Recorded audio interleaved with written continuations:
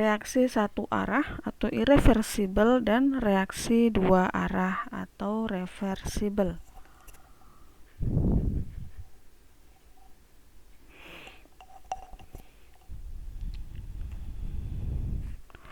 Nah, untuk hari ini yang kita pelajari adalah kapan reaksi itu dapat mencapai keadaan setimbang.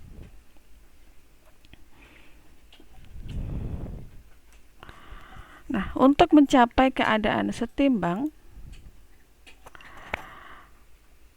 ada beberapa syarat khusus. Yang pertama, reaksi itu terjadi secara bolak-balik atau reaksi bolak-balik reversible.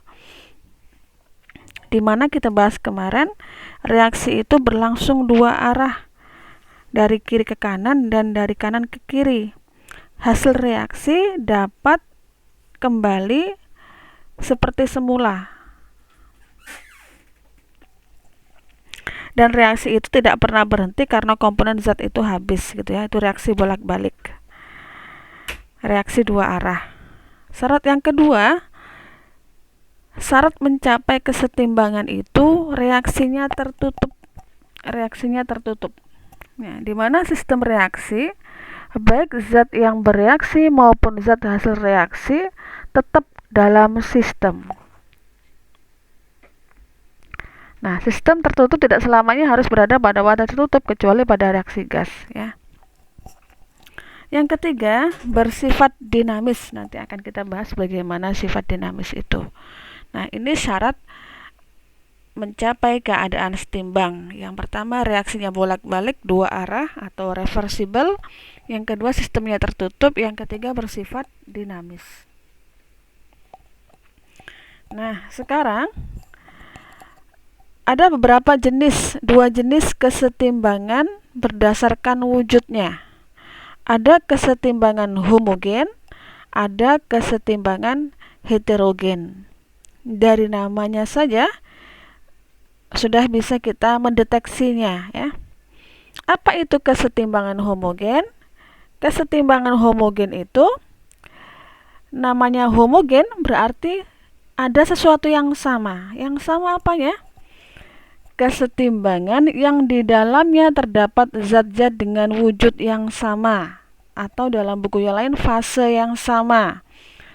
Jadi baik reaktan maupun produknya itu berupa fase yang sama atau zat yang sama. Contohnya, kesetimbangan antara larutan dengan larutan. Kita bisa lihat dari lambangnya ya, AQ.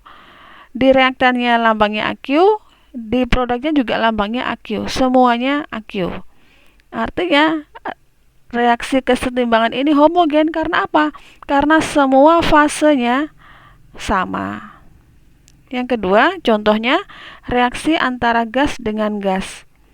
Jadi kita lihat semuanya, semua wujudnya gas.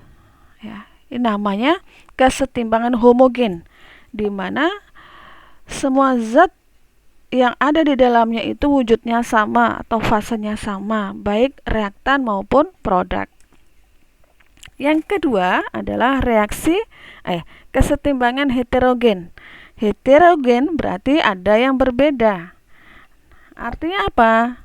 Kesetimbangan yang di dalamnya terdapat zat-zat dengan wujud zat yang berbeda. Antara reaktan dengan produk ada fase yang berbeda. Contohnya di sini kesetimbangan dalam sistem padat dan gas. Kita lihat lambangnya.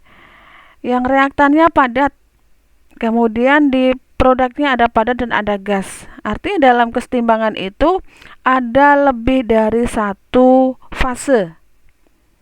Di sini ada fase padat dan gas. Yang kedua, kesetimbangan pada sistem padat larutan. Kita lihat. Di simbol lambangnya ada solid padatan larutan.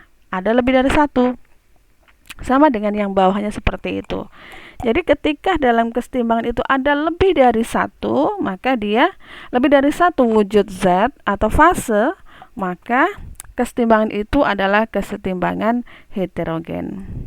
Nah, Kita lanjutkan dengan kesetimbangan dinamis.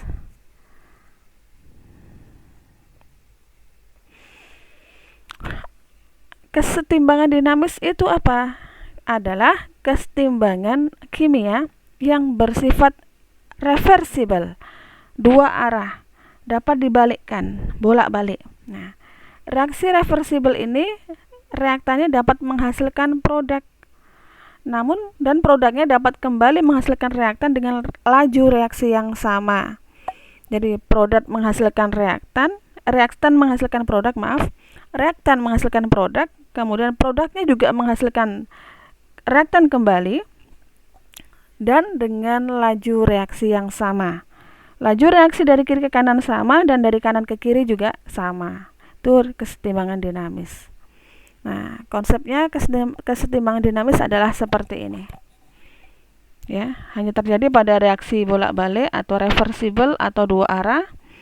Reaksi dinamis tidak terjadi pada reaksi yang tidak dapat dikembalikan. Misalnya pembakaran kayu.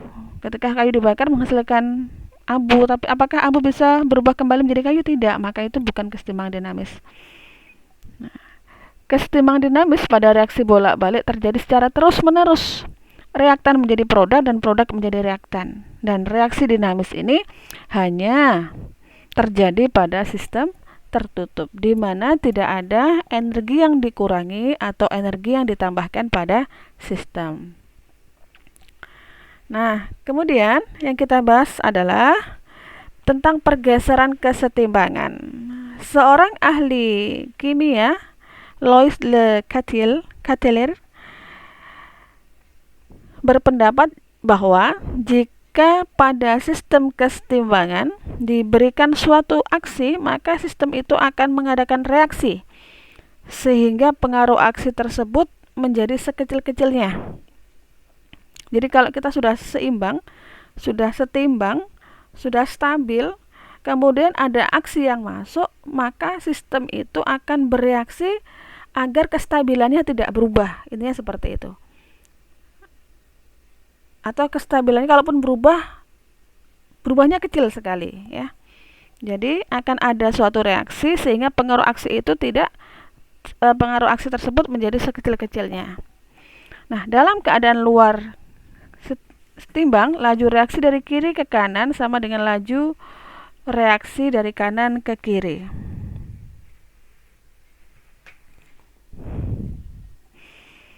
Jika ada aksi dari luar, maka kesetimbangan akan mengadakan reaksi dengan cara mengubah laju reaksinya. Nah, perubahan ini disebut dengan pergeseran kesetimbangan. Jadi kalau ada aksi dari luar terhadap suatu sistem itu, maka kesetimbangan akan mengadakan reaksi dengan mengubah laju reaksinya. Sehingga perubahan itu yang kita sebut dengan pergeseran kesetimbangan. Ada beberapa faktor yang mempengaruhi kesetimbangan, yaitu konsentrasi, volume, tekanan, dan temperatur, yang insya Allah akan kita bahas pekan depan. Terima kasih. Assalamualaikum warahmatullahi wabarakatuh.